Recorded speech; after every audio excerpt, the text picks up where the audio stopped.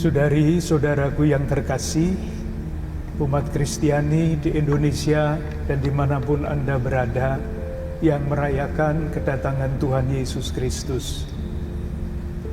Persekutuan gereja-gereja di Indonesia dan Konferensi Wali Gereja Indonesia seperti tahun-tahun yang lalu menyampaikan pesan Natal bersama.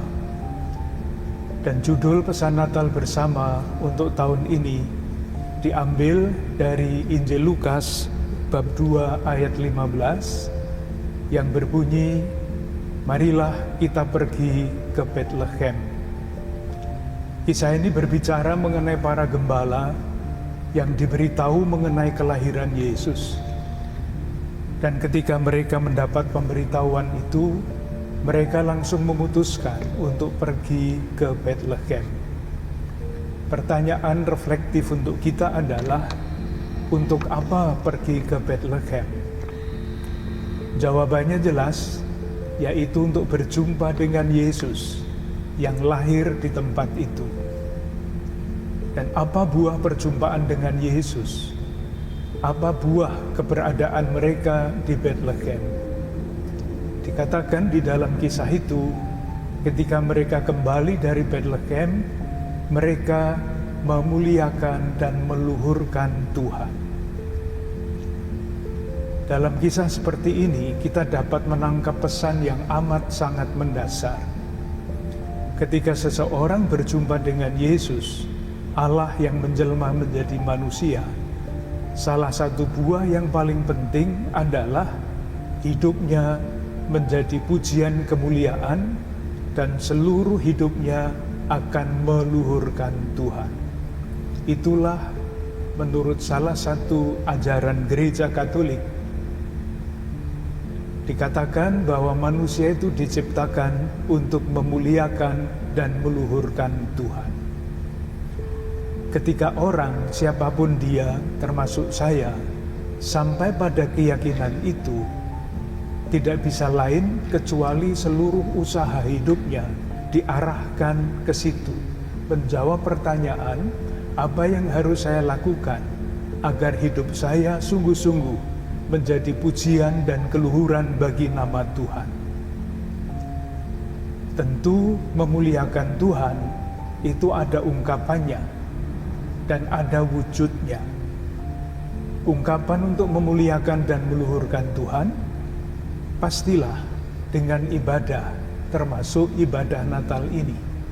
Tetapi ibadah saja tidak cukup.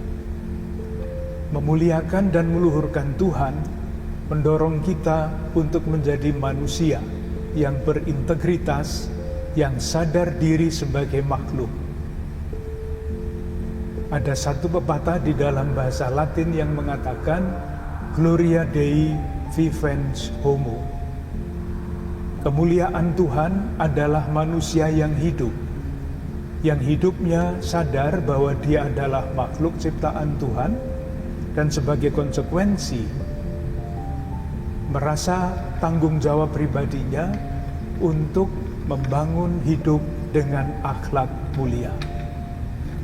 Saudari-saudaraku yang terkasih, membangun hidup dengan akhlak mulia pastilah wujudnya bermacam-macam.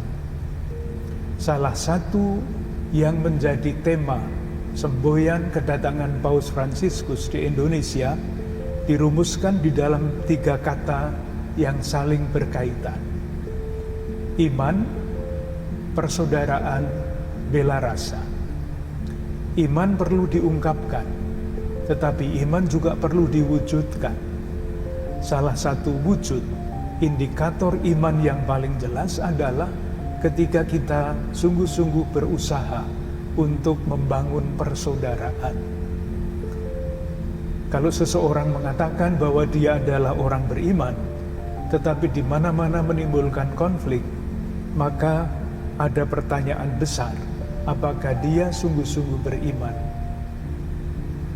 Buah dari persaudaraan, indikator dari persaudaraan yang sejati, kata yang ketiga adalah compassion, bela rasa.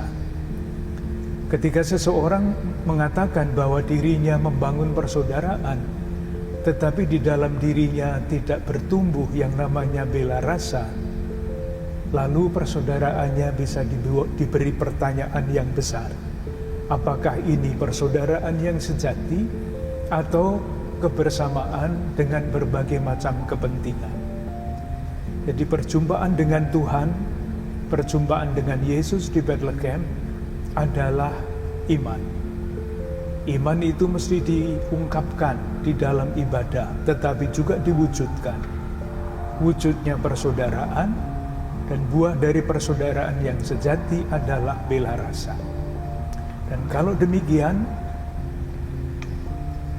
pertemuan dengan Yesus, perjumpaan dengan Yesus di Bethlehem tidak hanya masalah tempatnya, tetapi adalah kerelaan untuk bertumbuh, semakin beriman, semakin bersaudara, semakin berbela rasa.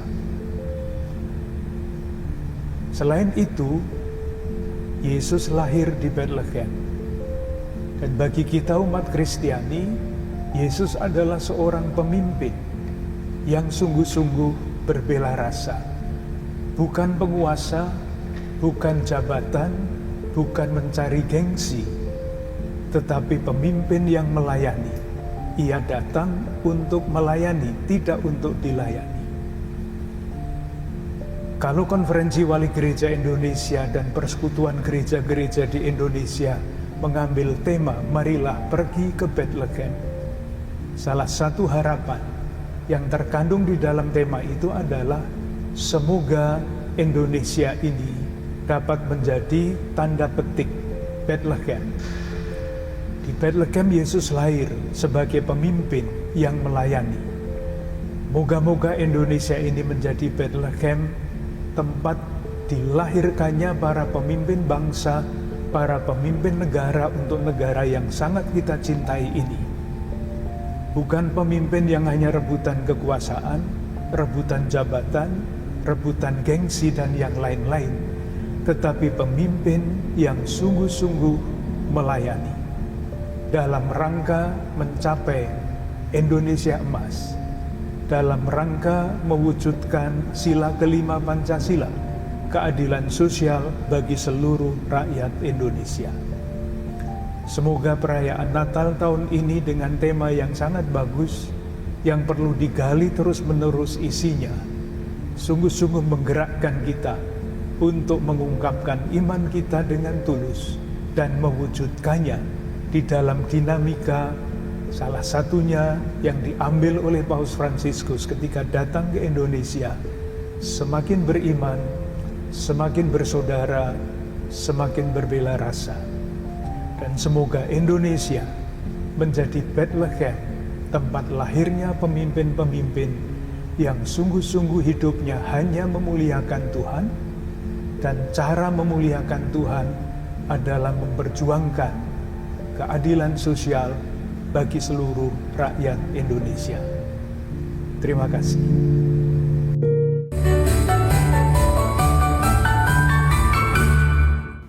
Toleransi adalah barang mahal, tapi bagi Indonesia itu sangat mudah. Ini karena perjalanan panjang dilalui oleh Indonesia sedemikian pahit getirnya, panjang sekali ya. Pernah kita sama-sama dijajah dan akhirnya juga bersatu kompak untuk memerdekakan diri sendiri tanpa bantuan dari manapun yang sangat berarti.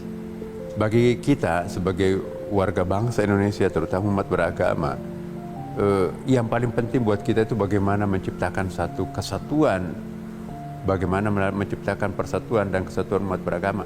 Tapi yang paling penting juga adalah bagaimana membiasakan diri kita itu hidup di tengah perbedaan. Kalau kita nggak terbiasa hidup di tengah perbedaan, semua yang berbeda itu dianggap sesat, salah, dan seterusnya, itu bukan toleransi. Toleransi itu adalah kesediaan menerima orang yang berbeda dengan kita. Ya, justru di situ indahnya tuh. Seperti lukisan Tuhan, lukisan itu tidak indah kalau tidak ada warna kontrasnya kan.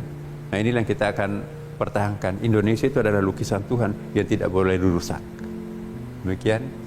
Assalamualaikum warahmatullahi wabarakatuh.